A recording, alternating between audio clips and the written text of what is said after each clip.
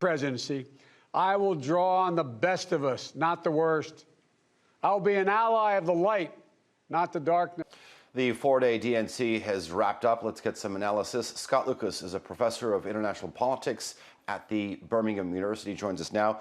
Professor Lucas, all right, so Joe Biden's acceptance speech was the centerpiece of the night. And I think the most essential challenge for Joe Biden on Thursday night was to show that he was competent, he was strong, and that he is ready. Did he do that?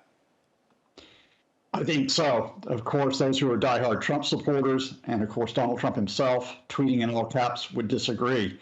But I think it wasn't that Biden just criticized Trump for his failure to protect Americans. He twinned that with a vision, and that's a vision of, as he called it, hope over fear, light over darkness, and emphasized for all Americans, not just Republicans and Democrats.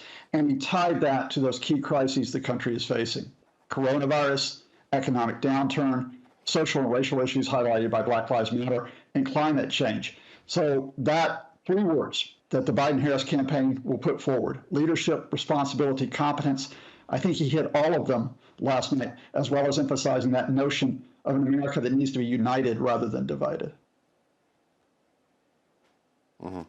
You talked about his vision, and I think the perennial problem with the Democrats is they have a vision, but it's difficult to get everybody under one roof. I mean, the Democrats are much more fragmented, perhaps, when compared to the Republicans, and that's what we saw 4 years ago. I mean, some Bernie supporters just flat out refused to vote for Hillary Clinton.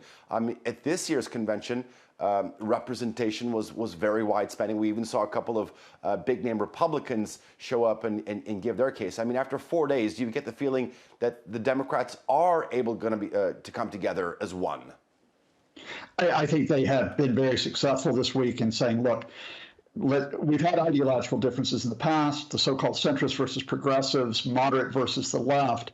What's important now is a pragmatic way forward. Almost everyone in the Democratic Party agrees we need national health care, although you may disagree on the exact steps to get it. Almost all of them say we need to combat climate change and link it to economic recovery. Again, although there may be differences about individual programs, the idea of pragmatism over a fight over ideology, that's what Harris and Biden have emphasized, and others as well. Because remember, you saw the party leaders, Barack Obama, Michelle Obama, Pete Buttigieg, the first openly gay candidate for president, Tammy Duckworth, the rising senator from Illinois.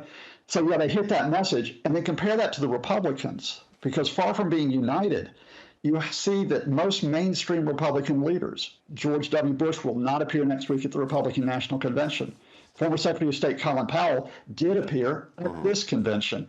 So Donald Trump is really relying increasingly on the base of Trumpists rather than Republicans to get that second term. We're talking about some of the things that you just mentioned. I mean, for many reasons, this has had to be one of the most extraordinary conventions in U.S. political history. I mean, besides playing to their bases, how much swing power do they actually have, or will this one have on the swing voter, the undecided voter? Well, that's going to be the thing that pollsters will mine for the next 75 days before the election.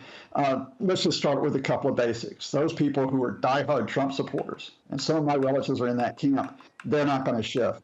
Those who are diehard against Trump because they believe that he has damaged the country, they're not going to shift.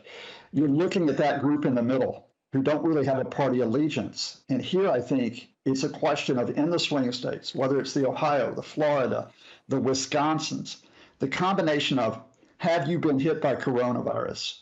Has your job or your family been hit by the economic downturn? Have you been affected by the social issues raised by Black Lives Matter? That's what makes a difference this year, and that's what puts issues over spectacle. And if it's issues over spectacle, Donald Trump has a much harder task at getting back in those swing states. All right, Professor Scott Lucas, always a pleasure to have you on TRT World. I do appreciate your analysis.